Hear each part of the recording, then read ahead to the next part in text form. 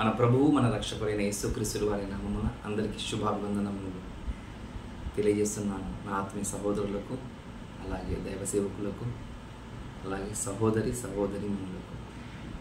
మంచిది ప్రేమ దేవుని వలన మీ యొక్క ప్రోత్సాహంతో ఇప్పటి వరకు ఎన్నో విషయాలను మీరు వింటూ, ఎన్నో మాటలను మీరు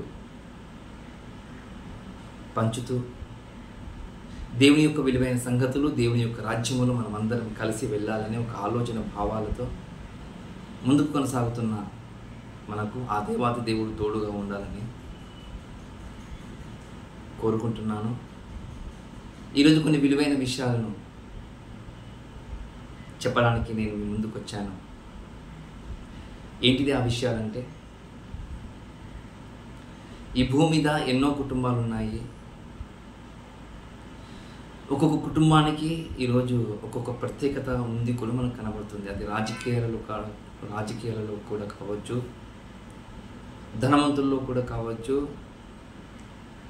మధ్యతరగతి కుటుంబీకులలో కూడా కావచ్చు, దారిద్ర్య రేఖకు దిగువగా ఉన్న వారి కుటుంబాలు కూడా కావచ్చు. ఒక్కొక్క కుటుంబాన్ని ఒక్కొక్క కోణములో ఒక్కొక్క ఆలోచన భావాలతో కలిగి ఉంది ఈ మానవ ప్రపంచం. ఇవన్నీ ఆలోచన చేస్తే ఈ కుటుంబాలలో అతి మంచి కుటుంబం, ఉత్తమమైన కుటుంబం ఏది అని ఒకవేళ ఈ ప్రపంచం గుర్తించగలిగితే ఈ ప్రపంచం ఏమని చెబుతుందో తెలుసా? భర్త తన బాధ్యతను సరిగా నెరవేరిస్తే ఆ కుటుంబము ఉత్తమమైన కుటుంబము అని అంటారు. భార్య తన బాధ్యతను సరిగా నెరవేర్చగలిగితే అది ఉత్తమమైన కుటుంబం కూడా అంటారు. ఇరుగురు తల్లిదండ్రులు వారి పిల్లలను ఒక చక్కటి వాతావరణంలో, ఒక చక్కటి సాంప్రదాయ ప్రకారంగా పెంచితే అది ఉత్తమమైన కుటుంబం అని ఈ ప్రపంచము మాట్లాడుతుంది. ఇది నిజం. అంటే ఈ ప్రపంచం ఒక ఉత్తమమైన కుటుంబం ఇవ్వాలి అంటే ఒక్కొక్క వ్యక్తి ఒక్కొక్క కోణంలో ఆలోచన చేస్తాడు అని మనకు అర్థమవుతుంది. నిజమే.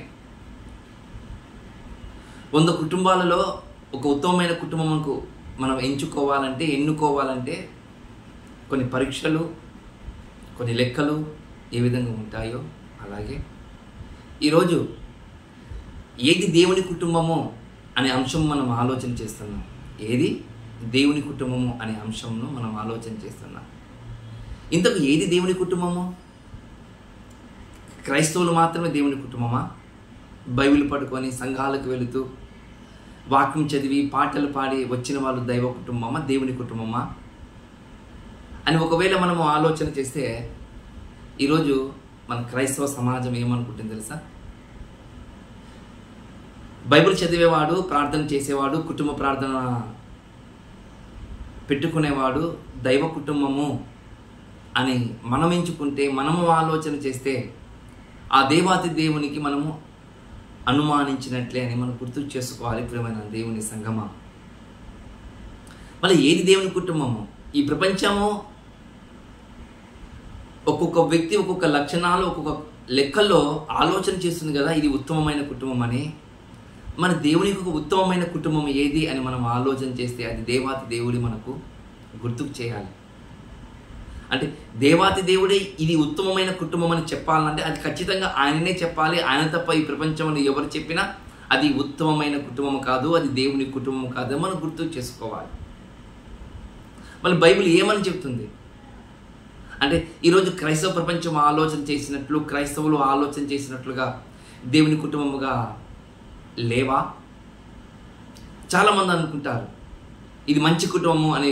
ఒక దైవ సేవకుడు అంటాడు, ఒక సంఘ పెద్ద అంటాడు ఇది ఉత్తమమైన కుటుంబము, మంచి కుటుంబము అని అంటుంటారు. మనుషుల మాటను కొద్దిసేపు మనం అలా ఉంచి ఆ దేవాతి దేవుని యొక్క మాట లోతుగా మనము ఆలోచన చేయడానికి మనం ప్రయత్నం చేద్దాం. ప్రేమ దేవుని మాట మనము ప్రయత్నం చేద్దాం. అపోస్తలుడైన పౌలు గారు ఏది ఉత్తమమైన కుటుంబము, ఏది దేవుని కుటుంబము అని చెప్పడానికి ఆయన కొన్ని మాటలను మనకు తెలియజేసినట్లుగా మనం గుర్తుకు చేసుకోవాలి. ఆయన ఎఫెసీయులకు రాసిన పత్రిక 3వ అధ్యాయంలో ఒక ఉత్తమమైన మాట, ఒక మంచి మాట మనకు కనబడుతుంది. ప్రేమ దేవుని వలన ఎఫెసీయులకు రాసిన పత్రిక 3వ అధ్యాయము 14వ వచనంలో ఒక మాట చదవాలని ఆశపడుతున్నాను. అందరు జాగ్రత్తగా చూడండి, చదవండి. ఈ హేతువు చేత పరలోకమునందును భూమి మీద ఉన్న ప్రతి కుటుంబము ఏ తండ్రిని బట్టి కుటుంబం అని పిలువబడుచున్నదో ఆ తండ్రి ఎదుట నేను మోకాలు అంటున్నట్టు ప్రభుదేవుని వల్ల ఏమంటున్నాడు? ఒక కొలమానం చెప్తున్నాడు పౌలు గారు. ఇది ఈ వచనం కొద్దిసేపు మనము ఆలోచన చేద్దాం. తర్వాత అపోస్తలుడైన పౌలు గారు ఈ పత్రిక ఎక్కడ రాస్తున్నాడు, ఎందుకు రాస్తున్నాడో మనం అర్థం చేసుకుంటే, ఎఫెసులో ఉన్నవారు అన్యులట, దేవుని వాక్యం చేత రక్షింపబడిన వారు, దేవుని యొక్క ఉద్దేశాలతో నెరవేరాలి, ముందుకు నడవాలి, కొనసాగాలని ఆశపడుతున్న ఆ సంఘానికి బైబిల్ చెప్తున్న హితబోధ ఏమని చెప్తుందంటే, మీరు అన్యుల నుండి మీరు వచ్చారు కదా, అన్యుల నుండి నిజమైన దేవుని మీరు గ్రహించారు కదా, పరిశీలన చేశారు కదా, వాళ్ళ పరిశీలన చేసిన మీరందరూ దేవుని కుటుంబంగా ఉండాలని బైబిల్ చెప్తున్న మాట అని చెబుతున్నాడు. ఈరోజు బైబిల్ పట్టుకున్న ప్రతి ఒక్కరు, క్రైస్తవులైన ప్రతి ఒక్కరూ అది ఉత్తమమైన కుటుంబమా అంటే అవునని కొద్దిగా ఆలోచన వస్తుంది కదా. కాదు అని చెప్పడానికి ఒక మాట చూపిస్తాను. మత్తయి గారు రాసిన సువార్త 7వ అధ్యాయంలో మీకు తెలుసు అనుకుంటాను నేను.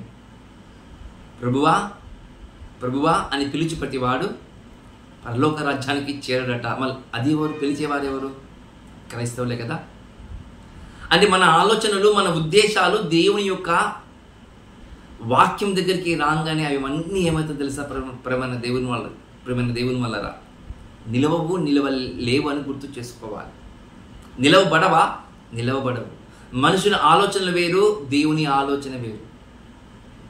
చూడండి, మరి అలాంటి సమయంలో పౌలు గారు ఇది దేవుని కుటుంబం అని ఏదైతే ఎంచబడుతుందో ఆ దేవుని కుటుంబం నుంచి నేను మోకాలుని ప్రార్థన చేస్తానని పౌలు గారు అంటున్న మాట. ఈరోజు కుటుంబం అనగానే మనం ఏమనుకుంటున్నాం చెప్పండి ప్రేమ దేవుని వల్ల? ఒక భార్య, ఒక భర్త, పిల్లలు, అదే కదా మనం అనుకునేది. నిజమే, అది కుటుంబమే. ఉమ్మడి కుటుంబం అంటే అందులో తల్లిదండ్రులు, అత్తమామలు, బాబాయి, పిన్ని, అలా వగేరా వాళ్ళు ఉన్న ప్రతి ఒక్కరు ఉమ్మడి కుటుంబముగా ఉంటూ కష్టాల్లో, నష్టాల్లో, బాధల్లో, ఇరుకుల్లో, ఇబ్బందుల్లో అలా వాళ్ళు అందరూ ఒకే తాటి మీద వెళుతూ ఉంటారు. చూడండి, అది ఉమ్మడి కుటుంబం. కానీ దేవుని కుటుంబం అనిపించుకోవాలి అంటే ఆ దేవునికి కొలమానం ఉందంటే ఆ కొలమానం ఏమో ఒకసారి మనం చూద్దాం. ఆ కొలమానం ఏదయ్యా? దేవుని కుటుంబంగా పిలువబడడానికి అర్హత మాకు ఏదయ్యా అని అంటే బైబిల్ చెప్తున్న ఒక మాట. మీకందరూ తెలుసు ఆ మాట, మీరందరూ చదివిన వాళ్ళే. నిజంగా చెప్పాలంటే ఆ వచనం చెప్పగానే, ఆ వచనం మాట్లాడగానే, ఆ అధ్యాయం చెప్పగానే ఇవా మేము సండే స్కూల్లో నేర్చుకున్న మాటలని చెప్తారు, మీరే చెప్తారు. అది సండే స్కూల్లో వచనాలు ఈరోజు దేవుని కుటుంబంగా పిలువబడుతుందా అంటే అవునని చెప్పొచ్చు. ఖచ్చితంగా మనం అవునని మనం చెప్పొచ్చు. అంటే సండే స్కూల్లో కంఠస్థం చేయబడిన మాటలా అంటే అవును, సండే స్కూల్లో కంఠస్థం చేసే మాటలే ఈరోజు మీకు చూపెట్టాలని ఆశపడుతున్నాను. జాగ్రత్తగా మీరు చూడండి. భక్తిపరుడు కీర్తన రాశాడట. భక్తిపరుడు కీర్తన గ్రంథంలో మొదటి కీర్తన గ్రంథము మీకు అందరికీ తెలుసు అనుకుంటాను ప్రేమ దేవుని వల్ల. ఎవరైనా సరే ఈ మొదటి కీర్తన అనగానే అలా అలా అలా చదువుతూ చెబుతూ వెళ్ళిపోతారు. కానీ ఆంతర్యాన్ని పరిశీలన చేయగలిగితే మనము బైబిల్లో కొన్ని విలువైన సంగతులు మనకు కనబడుతూ ఉంటాయి. చూడండి, ఏదయ్యా ఉత్తమ కుటుంబము, ఆ ఉత్తమ కుటుంబానికి కావలసిన అర్హతలు ఏవయ్యా అంటే బైబిల్ చెప్తుంది. ఏమని చెప్తుంది తెలుసా? దుష్టుల ఆలోచన చెప్పున నడవక. అంటే ఒక ఉత్తమమైన కుటుంబం ఎంచబడాలి అంటే ఆ కుటుంబంలో ప్రతి ఒక్కరూ దుష్టుని యొక్క ఆలోచన చెప్పున నడవక, పాపుల మార్గమున నిలవక, అపహాస్యులు కూర్చుండు చోట కూర్చుండక, యెహోవా ధర్మశాస్త్రము ఆనందించు దీవారాత్రులు ధ్యానించువాడు ధన్యుడు. ఏం కనబడుతుందండి? అంటే ఒక దేవుని కుటుంబంగా పిలువబడాలి అంటే, ఒక దేవుని కుటుంబంలో ఉత్తమమైన కుటుంబంగా మనం ఎంచబడాలంటే బైబిల్ చెప్తుంది అది నీవు కావచ్చు, నేను కావచ్చు, నీ కొడుకు కావచ్చు, నీ కూతురు కావచ్చు, నీ భార్య కావచ్చు, మనమందరం కావచ్చు. బైబిల్ చెప్తుంది దుష్టున ఆలోచన చెప్పున నడవక. అంటే ఆలోచన చేయకూడదని చెప్తుంది బైబిల్, నిలవకూడదని చెప్తుంది బైబిల్. తర్వాత కూర్చుండకూడదని చెప్తుంది బైబిల్. ఈ 3 ఉండకూడదా క్రైస్తవ కుటుంబానికి ఉత్తమమైన కుటుంబంగా ఎంచబడాలి అంటే?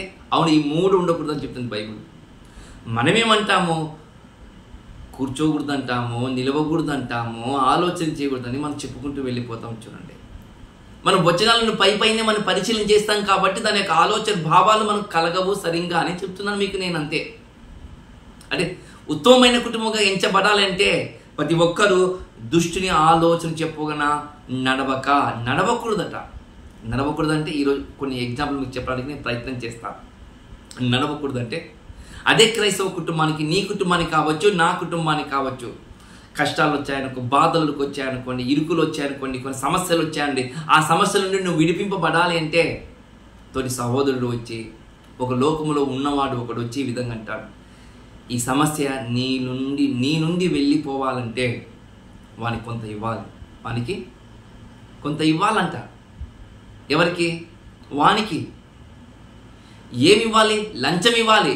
ఈ సమస్యల నుండి బయటికి రావాలన్నా, ఈ ఆర్థిక ఇబ్బందుల నుండి బయటికి రావాలన్నా, ఈ లోను నీకు రావాలన్నా నువ్వు వానికి కొంత ఇవ్వాలి. నువ్వు వానికి కొంత ఇవ్వాలని చెప్పే విధంగా ఈరోజు లోకములో ఉన్నవారు లేరంటారా? లోకములో ఉన్నవారు అని ఒకవేళ మీరు అనుకుంటే, మరి లోకములో ఉన్నవారు కూడా ఈరోజు లంచం ఇవ్వమని చెబుతున్నారు అంటే అది దేవునికి వ్యతిరేకం అంటారా? లేకపోతే అది దేవునికి న్యాయమైన మార్గం అంటారా? అందుకే చెప్తుంది బైబుల్, నువ్వు దుష్టుల చొప్పున నువ్వు ఆలోచన చెయ్యొద్దని చెప్తుంది.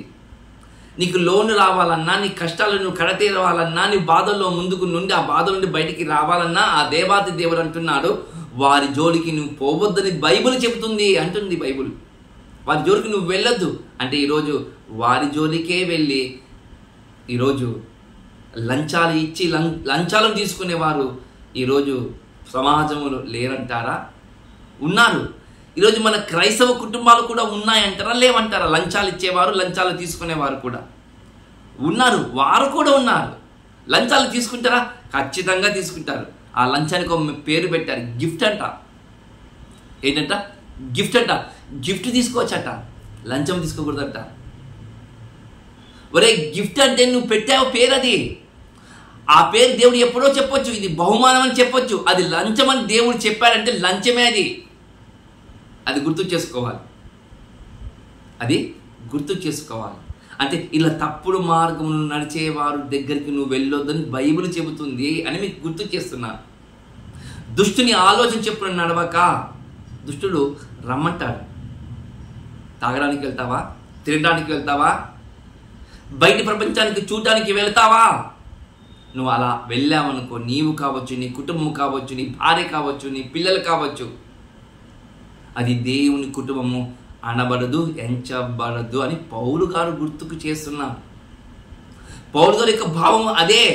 ఏదైతే దేవుని కుటుంబం అనబడుతుందో, ఏదయ్యా దేవుని కుటుంబం అంటే నాకు ఒక అర్హత ఉంది, ఒక కుటుంబం గురించి నేను ప్రార్థన చేయాలంటే ఆ కుటుంబానికి అర్హత కావాలి, అర్హత ఉంటేనే నేను ప్రార్థన చేస్తానంటాడు. ఏంటిది అర్హత అంటే మొట్టమొదటిది దుష్టుల చొప్పున మనము నడవకూడదు. రెండవది పాపుల మార్గమున నిలవకూడదు. పాపుల మార్గం నిలవగలుగుతాం మన పాపుల మార్గం నిలవం, కానీ పాపం చేస్తాం. ఎందుకంటే పాపుల మార్గమున నిలవకూడదని బైబిల్ చెప్పింది కాబట్టి తాగుబోతులతో, తిరుగుబోతులతో మనం ఏం చేస్తాం తెలుసా? స్నేహము చేస్తాం. వారు తాగే దగ్గరికి మనం వెళ్ళము, కానీ వారితో స్నేహం చేస్తాం. చూడండి, వారితో భాయి అని అనుకుంటాం. చూడండి, బైబిల్ చెప్తుంది పాపుల మార్గమున నిలవక, ఈ లోకములు కలుసుకుంటూ ఈ లోకములో ముందుకు నడుస్తున్న వాడు, దేవుని యొక్క ఆజ్ఞను పెట్టిన వాడు, దేవుని లెక్క చెయ్యని వాడు ఈ లోకములో నడుచుకుంటూ వెళ్ళిపోతూ ఉంటే నీవు కూడా వానితో పాటు నిలిచావనుకో, అది క్షేమము కాదు, అది దేవుని కుటుంబము, దేవుని దృష్టికి అది ఉత్తమమైన కుటుంబం కాదని బైబిల్ చెప్తుంది. చూడండి, చెప్తుందా? అలాగనే చెప్తుంది. దేవుని కుటుంబం అంట అలాంటి స్థలాలకు వెళ్ళదట. దేవుని కుటుంబం అంట దేవునికి వ్యతిరేకంగా ఏది చెయ్యదట. కానీ ఈరోజు బైబిల్ పట్టుకున్నవాడే ఈరోజు ఏం చేస్తా తెలుసా? తాగేవాడు లేడా? బైబిల్ పట్టుకున్నవాడే వ్యభిచారం చేసేవాడు లేడా? బైబిల్ పట్టుకున్నవాడే ధనాపేక్ష కలిగిన వాడు లేడా? బైబిల్ పట్టుకున్నవాడే పేరాశ కలిగిన వాడు లేడా? బైబిల్ పట్టుకున్నవాడే ఈరోజు ఎలా స్థితిగతుల్లో ఉన్నారో బిమ్మిని చేసేవారు, తిమ్మిని చేసేవారు, తారుమారు చేసేవారు ఈరోజు లేరంటారా? ఉన్నారు.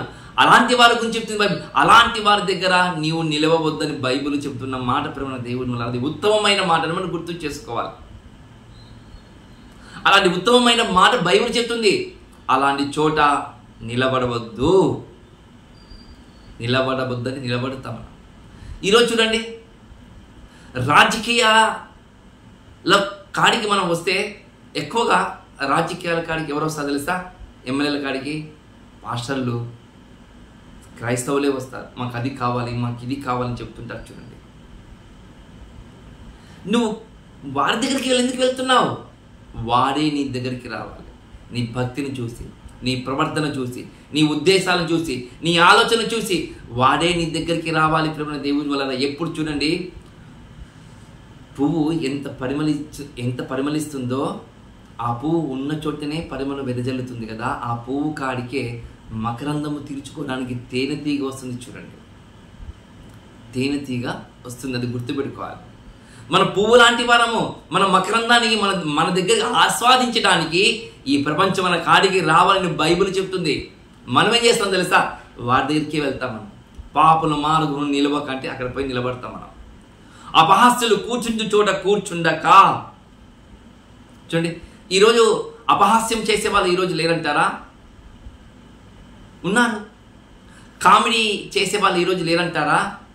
దొందర్థాలతో మాట్లాడేవారు క్రైస్తవులు లేరంటారా? ఉంటారు. దొందర్థాలతో మాట్లాడుతున్న క్రైస్తవులు ఉన్నారని చెప్తున్నాను. చెవులారా విన్నవానే, కళ్ళారా చూసినవానే దొందర్థాలతో మాట్లాడుతున్న క్రైస్తవులు ఉన్నారు. వాళ్ళు ఎవరంటే తెలుసా? అలా దొందర్థాలతో మాట్లాడుతున్న క్రైస్తవుడు కాదంట, వాడు అపహాస్యకుడంట. ఇంకా బాగా చెప్పమంటారా? వారు దుష్టుని యొక్క సాంగత్యంతో ఉన్నవారని బైబిల్ చెప్తుంది. దుష్టునితో సాంగత్యం ఉన్నవాడా? అవును, దుష్టునితో సాంగత్యం కలిగిన వాడే దుష్ట ఆలోచన ప్రకారం నడవగలుగుతాడు. దుష్ట సాంగత్యం కలిగిన వాడు కాబట్టే పాపల మార్గంలో నిలవగలుగుతాడు.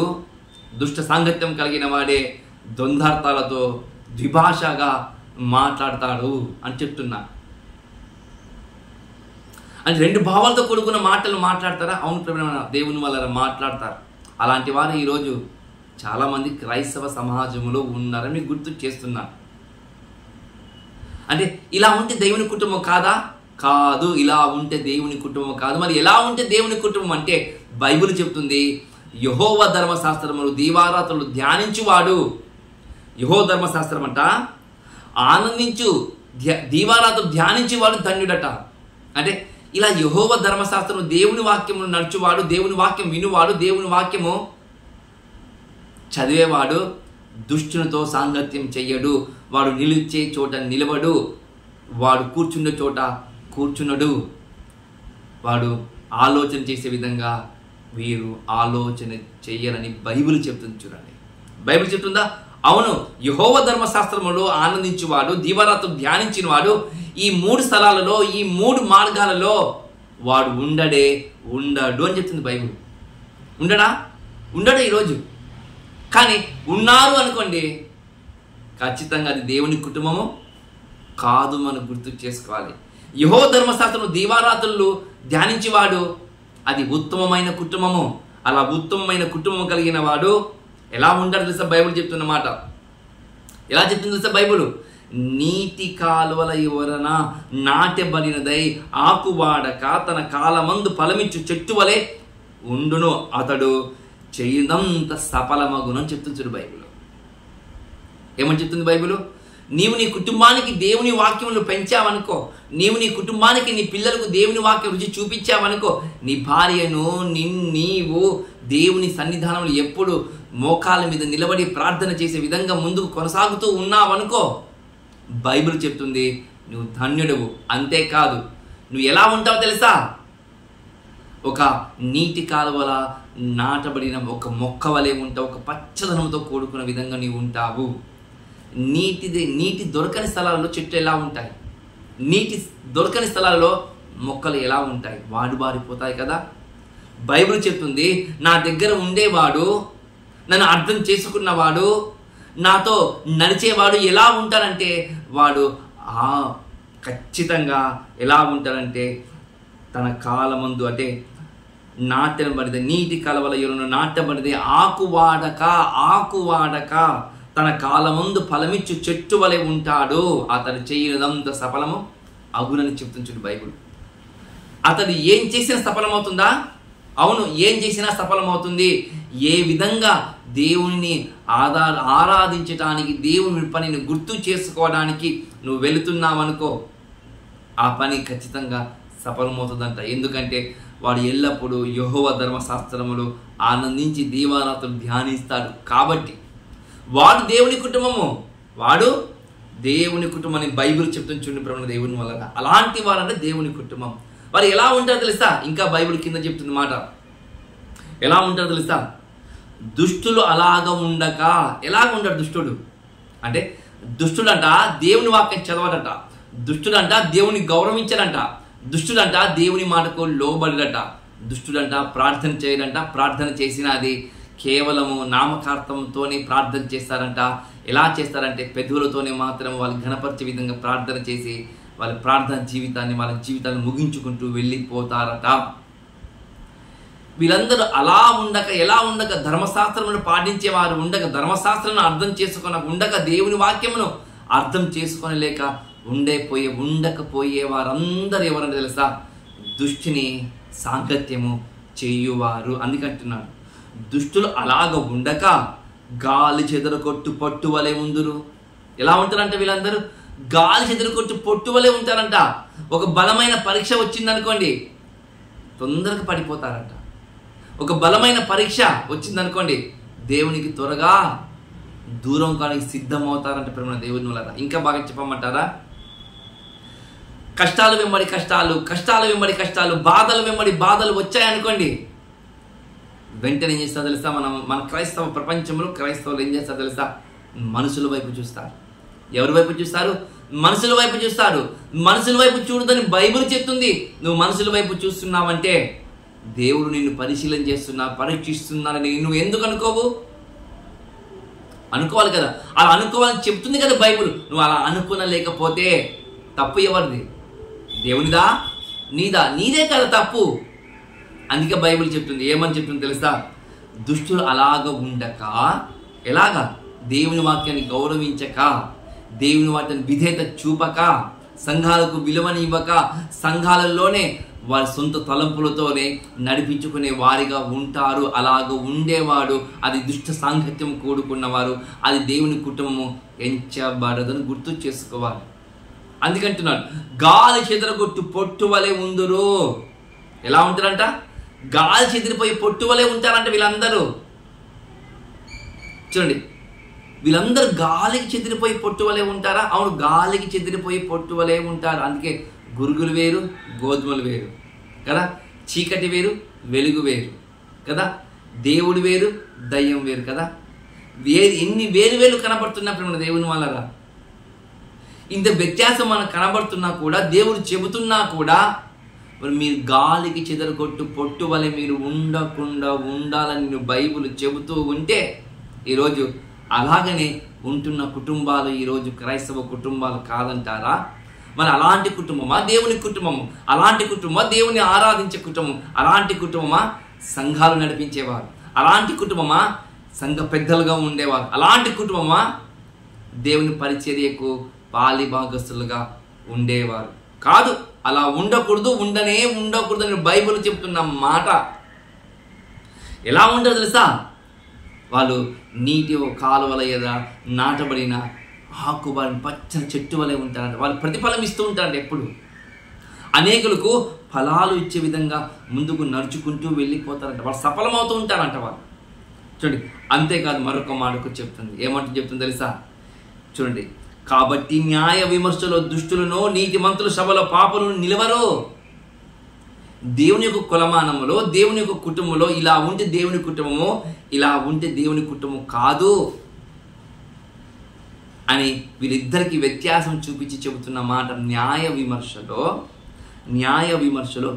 దుష్టులు నిలబడరు. న్యాయ విమర్శలో దుష్టులు నిలబడరట. న్యాయ విమర్శలో నీతిమంతుల సభలో పాపులు నిలవలేరు అని చెప్తుంది బైబిల్. అంటే నీతిమంతుల సభలో పాపులు ఉండరా, దుష్టులు ఉండరా అంటే ఉండరు అని చెప్తుంది బైబిల్. మళ్ళీ ఈ నీతిమంతులు ఎవరయ్యానంటే దేవుని వాక్యం అర్థం చేసుకున్నవారు, దేవుని వాక్యం సహవాసంతో ఉన్నవారు, ఇది పరలోకములో ఉన్న దేవుని కుటుంబంగానే పిలువబడుతున్న వారు మాత్రమే ఆలోచన చేశారట, ఇది నా దేవుని కుటుంబము, ఈ కుటుంబంతోనే సాంగత్యం చేయాలి అని ఆలోచన చేసేవారు పరిశుద్ధులు కూడా వస్తారంట, ఉంటారంట. పౌలు గారు అది గుర్తు చేసుకొని పరలోకమందున్న తండ్రిని బట్టి ఏ కుటుంబం అయితే అనబడుతుందో ఆ కుటుంబం గురించి నేను మోకాలు ఊని అంటున్నాడు. పరలోకములో నీవు తండ్రి అయిన దేవునికి నీ కుటుంబంగా ఎంచబడాలి అంటే దుష్టునికి చోటు ఇవ్వకూడదు. ఆ రోజు ఈ ఆదామవలు దుష్టునికి చోటు ఇచ్చారు కాబట్టే ఆయన చూసే తత్వాన్ని పోగొట్టుకున్నారు, ఆయనతో మాట్లాడే తత్వాన్ని పోగొట్టుకున్నారు, ఆయన నిలబడే చోట పోగొట్టుకున్నారు. ఎవరు? ఆది దంపతులైన ఆదాం అవ్వలు. నీవు కూడా అలాగే చేసావు అనుకో, నువ్వు చూడలేవు, నిలబడలేవు, మాట్లాడలేవు, దుష్టుల మార్గంలో వెళ్ళిపోతూనే ఉంటావు. అది నిత్య నాశనానికి తీసుకొని వెళ్తుందని గుర్తు చేసుకొని ప్రేమ దేవుని వల్ల. అందుకంటాడు, ఎవరైతే నా కుటుంబంగా ఎంచబడుతుందో, నా కుటుంబంగా పిలువబడుతుందో ఆ కుటుంబానికి ఆ నీతిమంతుల మార్గము యెహోవాకు తెలియను. చూడండి, నీతిమంతుల మార్గము, ఆ కుటుంబం యొక్క మార్గము, వారి యొక్క విధానం, వారి యొక్క ఆలోచన భావాలన్నీ నాకు తెలుసు కాబట్టి వారు ఖచ్చితంగా నీతిమంతుల సభలోనే ఉంటారని బైబిల్ చెబుతున్న మాట చూడండి ప్రేమ దేవుని వల్ల. వాళ్ళు నీతిమంతుల సభలోనే ఉంటారా? వారు నాశనం కారంటే నాశనం కారు.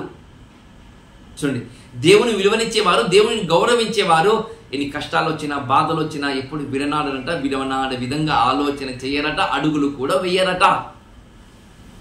ఉన్నారా బైబిల్లో? ఎందుకు లేదండి? ప్రారంభ కాలంలోనే ఆది కాండము 6వ అధ్యాయంలో ఉన్నారు కదండి.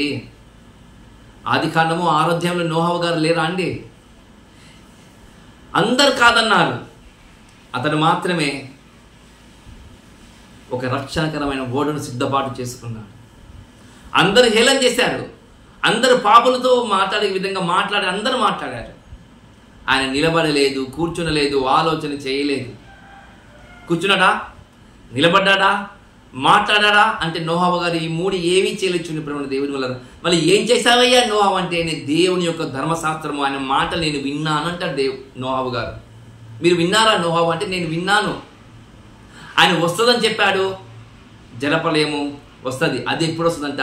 నా ఓడ సమాప్తం అయిపోయిన తర్వాత వస్తుంది. అది మాత్రం నాకు నమ్మకం ఉంది. ఆ ఓడ సిద్ధపాటు చేయడానికి నేను ఎంత సమయం అయినా సరే నేను ముందుకు నడుచుకుంటూ వెళ్ళిపోతానని నోహావు గారు వెళ్ళిపోయాడు. అన్ని కుటుంబాలు జలమయమైపోయింది చూడండి. అన్ని కుటుంబాలు ఆ భయంకరమైన ప్రళయములో మునిగిపోయింది చూడండి. కానీ దేవుని మాటకు లోబడిన కుటుంబం మాత్రము ఆ నీటిపైన తేలాడుతూ ఉంది చూడండి ప్రేమ దేవుని వల్ల. నీటిపైన తేలాడుతుంది ఆ కుటుంబం అంటే, అవును, నీటిపైన తేలాడుతున్న కుటుంబము నోహావు గారి కుటుంబము. నోహావు గారి కుటుంబం ఆ నీటిపైన తేలడానికి ఈ కీర్తన గ్రంథానికి పౌలు గారు చెప్పబడిన ఎఫెసీయులకు రాసిన పత్రిక 3వ అధ్యాయం 14వ వచనానికి సంబంధం ఉందా అంటే, అవును ఉంది అని మనకు కనబడుతుంది చూడండి ప్రేమ దేవుని వల్ల. ఉందా? ఉంది. మనము కూడా ఆ జలంతరయామిలో మునిగిపోక, ఆ జలాలలో మనము ఉండిపోక, ఆ జలముల పైన ఉండులాగా నోహావు కుటుంబంగా ఉండులాగా మనం ముందుకు నడవాలని దేవుడు కోరుకుంటున్న మాట ప్రేమ దేవుని వల్ల. అలాగ ఉండండి. అలాగ ఉంటే ఎఫెసీలో ఉన్న సంఘానికి చెప్తున్నాడు, మీరు దేవుని మాటకు విలువనిచ్చేవారుగా, దేవుని మాటకు ఉద్దేశించే విధంగా బతుకుతూ ఉంటే మీ నిమిత్తం నేను ప్రార్థన చేస్తానంటున్న ప్రేమ దేవుని వల్ల అంటున్న మాట. పౌలు గారు సామాన్యమైన వ్యక్తి కాదు, ప్రతి వాటిని క్షుణ్ణంగా పరిశీలన చేసేవాడు. మరి అలాంటి పౌలు గారు నీ కుటుంబము, నా కుటుంబము పరలోక సంబంధమైన దేవుని కుటుంబంగా ఉండాలి అంటున్నాడంటే ఏదో మనలో లోటు ఉంది, ఏదో మనలో దాగని ఆంతర్యము కనబడుతుంది. కాబట్టి అది సరి చేసుకోవడానికి దేవుడు ఈరోజు మనతో మాట్లాడుతున్న మాట.